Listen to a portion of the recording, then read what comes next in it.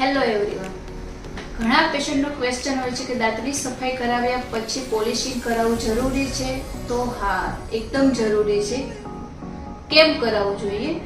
દાંતને એકદમ લીસા બનાવવા માટે. જ્યારે સ્કેલિંગ દરમિયાન દાંતની ઉપરથી કચરો, ક્ષાર દૂર થાય છે ત્યારે સપાટી ખરબચડી થઈ જાય છે. પોલિશિંગ દ્વારા દાંત એકદમ લીસા બની જાય. બીજું, ફરીથી કચરો જમતો અટકાવવા માટે.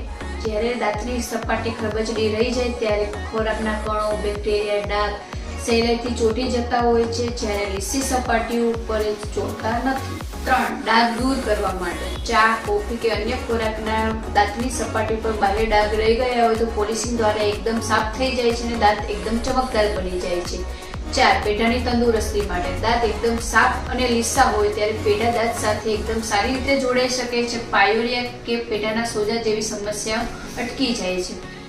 સ્કેલિંગ એક ડીપ ક્લીનિંગ છે અને પોલિશિંગ એક ફિનિશિંગ આપવાની પ્રક્રિયા છે. આ બંને ટ્રીટમેન્ટ એકસાથે કરાવવી ખૂબ જરૂરી છે.